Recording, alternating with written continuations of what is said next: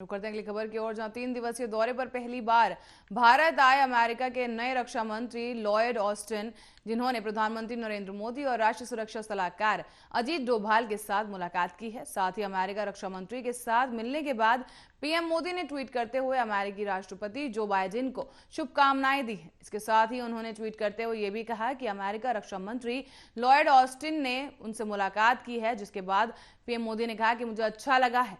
राष्ट्रपति Joe Biden ने अपने ओर से भी शुभकामनाएं दी हैं। इसके साथ ही भारत और अमेरिका हमारी सामरिक साझेदारी के लिए प्रतिबद्ध है, जो कि वैश्विक भलाई के लिए एक ताकत है।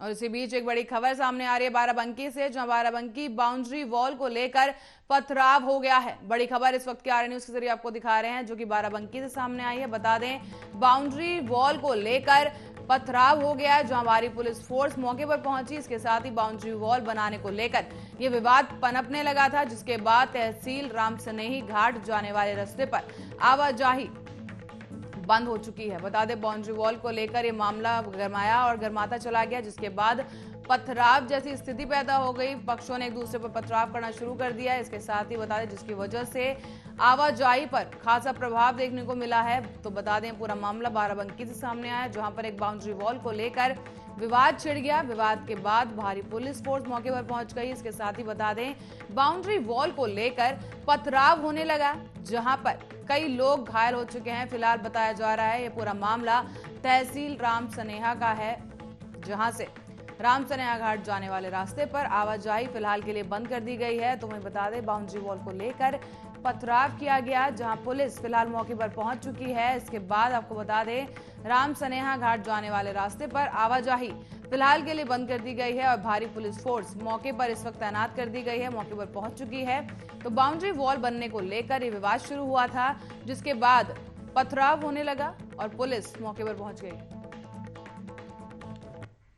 इसके साथ ही रुक करते हैं अगली बड़ी खबर की ओर, जो कि पीलीभीत से सामने आई है। बता दें, जिला पंचायत सदस्य उम्मीदवार को गोली मार दी गई है। बड़ी खबर पीलीभीत से इस वक्त आप अपनी स्क्रीन पर देख पा रहे हैं, किस तरह से पीलीभीत से खबर निकलकर सामने आई है, जहां पर नकाबपोश बदमाशों ने गोली मार दी है। और ये दावेदार, आपको बता दें, पंचायत चुनाव में दावेदार था, जिसे गोली मार दी गई है। गोलीकांड को अंजाम देकर बदमाश मौके से फरार हो गए हैं। तो वहीं आपको बता दें, पंचायत सदस्य उम्मीदवार को गोली मार दी गई है। पीलीभीत से मामला निकलकर सामने आया, जहां पर जिला पंचायत सदस्य उम्मीदवार को गोली मार दी गई है। बता दें, नकाबपोश बदमाशों ने ये गोलीकांड को अंजाम दिया है और अंजाम देकर वो मौके से फरार हो गए हैं। हालांकि जनसंपर्क कर लौट रही थी पंचायत सदस्य उम्मीदवार महिला।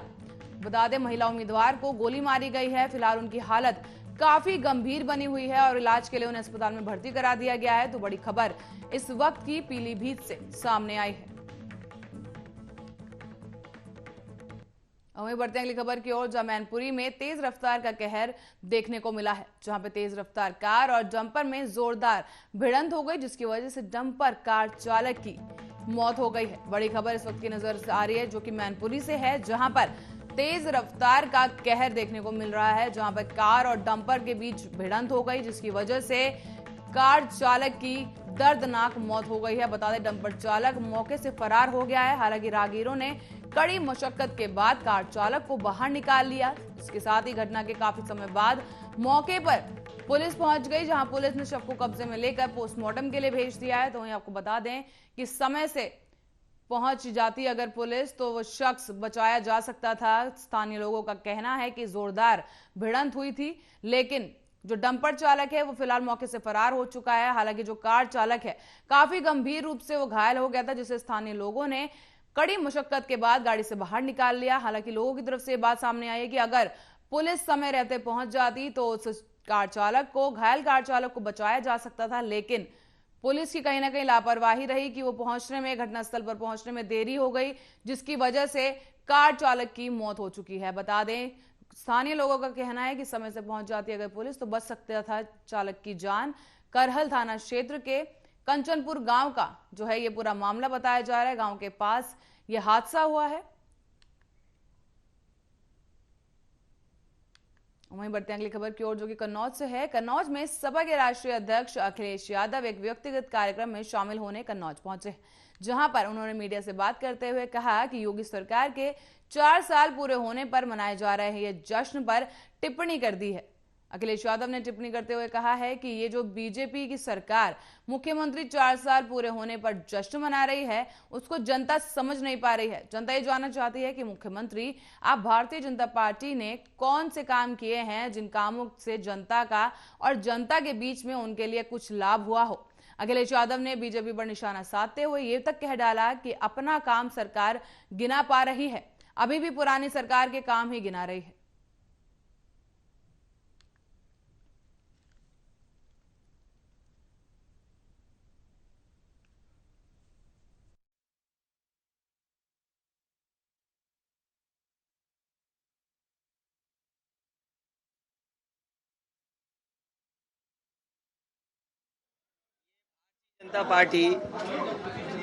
भारतीय जनता पार्टी और खासकर उत्तर प्रदेश के मुख्यमंत्री और सरकार के सब लोग पूरी तरीके से जश्न मना रहे हैं, और ये जश्न किस बात का मना रहे हैं ये जनता नहीं समझ पा रही है। जनता ये जानना चाहती है कि मुख्यमंत्री जी ने और भारतीय जनता पार्टी की सरकार ने कौन से काम किए हैं जिन कामों से जनता का और जनता के बीच में उनके लिए कुछ काम हुआ हो। भारतीय जनता पार्टी ये बताए कि किन फैसलों से भारत की जनता और खासकर उत्तर प्रदेश की जनता। तो यहाँ बात करते हैं सेहत की। वजन बढ़ना और हार्ट से जुड़ी समस्याएं अब आम बात हो गई हैं। ज्यादातर लोग इन परेशानियों से ग्रसित रहते हैं, खासतौर पर इस महामारी के दौर में जहां ज्यादा चहलकदमी आपको भारी पड़ सकती है। तो ऐसे में कैसे करें अपनी समस्याओं का समाधान, देखिए इस रिपोर्ट में।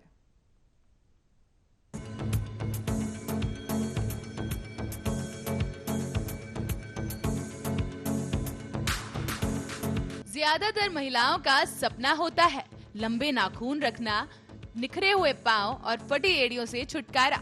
पर इसके लिए पार्लर में होने वाले मैनिक्योर और पेडिक्योर ट्रीटमेंट्स काफी महंगे होते हैं।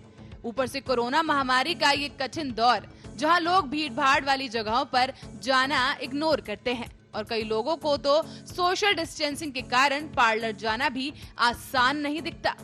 तो ऐसे में कैसे रखें पैरों का ख्याल और हाथों को खूबसूरत? घबराए नहीं, हम बताएंगे आपको ऐसे आसान घरेलू उपाय जो करेंगे आपकी समस्या का समाधान। सबसे पहले आप नेल कटर, नेल फाइलर और अपना पसंदीदा नेल पेंट लें। फिर एक बड़े बर्तन में गर्म पानी लें और उसमें शैम्पू या बॉडी वॉश, नींबू का रस और शहद मिला लें, और फिर 10 से 15 मिनट तक अपने पैर डुबाकर रख दें। पैरों के लिए स्क्रब बनाने के लिए चीनी, जैतून का तेल, नींबू का रस मिलाकर एक पेस्ट तैयार कर लें और पैरों पर स्क्रबिंग करें। अब सबसे पहले अपने हाथों को साबुन से अच्छी तरह धोएं और फिर एक अच्छे से नेल पेंट रिमूवर और रुई की मदद से पुराने नेल पेंट को हटा दें। फिर नेल फाइलर से नाखूनों को मनचाहा आकार और लंबाई दें, कोनों से सेट करें और फिर नाखून के किनारों को स्मूथ।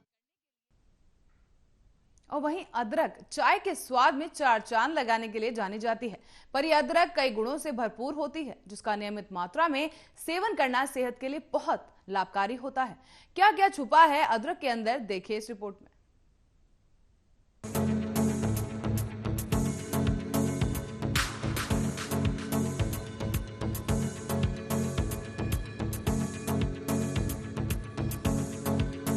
भारत और चीन का इतिहास सदियों पुराना है। भारत और चीन में अदरक को एक मसाले और औषधि के रूप में उपजाया और इस्तेमाल किया जाता था। दोनों देशों के शुरुआती चिकित्सा ग्रंथों में ताजे और सुखाए गए दोनों रूप में इस मसाले के औषधि इस्तेमाल का विस्तार से वर्णन किया गया है। चीनी ग्रंथों में अदरक को पेट की समस्याओं, मतली, दस्त, हैजा, दांत दर्द और गठिया के उपचार के लिए एक औषधि के रूप में बताया गया है। चीन के जड़ी बूटी विशेषज्ञ इस बूटी का इस्तेमाल सर्दी, खांसी सहित तमाम श्वास संबंधी बीमारियों के उपचार में भी करते हैं। तो वहीं 5वीं सदी में चीनी नाविक लंबी समुद्री यात्राओं में स्कर्वी के इलाज के लिए अदरक में मौजूद विटामिन सी के तत्वों का इस्तेमाल करते थे। बात जब भारत की करें तो भारत में भी अदरक को गुणों की खान बताया गया है और सबसे महत्वपूर्ण बूटियों में से एक है अदरक।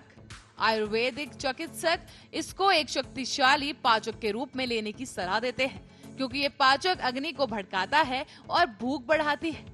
इसके पोषक तत्व शरीर के सभी हिस्सों तक आसानी से पहुंच पाते हैं और आयुर्वेद में अदरक को जोड़ों के दर्द, मतली और गति के कारण होने वाली परेशानी के उपचार में भी इस्तेमाल किया जाता है। आधुनिक शोधों में अदरक को कई प्रकार के कैंसर में भी एक लाभदायक औषधि के रूप में देखा जा रहा है। Michigan university comprehensive cancer centre के एक अध्ययन में पाया गया है कि अदरक न सिर्फ ओवरी कैंसर की कोशिकाओं को नष्ट किया, बल्कि उन्हें कीमोथेरेपी से प्रतिरोधक क्षमता विकसित करने से भी रोका, जो कि ओवरी के कैंसर में एक आम समस्या होती है। इस अध्ययन में शोधकर्ताओं ने ओवरी कैंसर कोशिकाओं पर अदरक पाउडर और पानी का एक लेप लगाया। हर परीक्षण में पाया गया कि अदरक के मिश्रण के संपर्क में आने पर कैंसर की कोशिकाएं नष्ट हो गईं और हर कोशिकाओं ने या तो आत्महत्या कर ली, जिसे एपोप्टोसिस कहा जाता है, या उन्होंने एक दूसरे पर ही हमला कर दिया, जिसे ऑटोफेगी कहा जाता है। इतना ही नहीं, अदरक को स्तन कैंसर, प्रोस्टेट कैंसर और कोलोन कैंसर के इलाज में भी बहुत लाभदायक पाया गया है।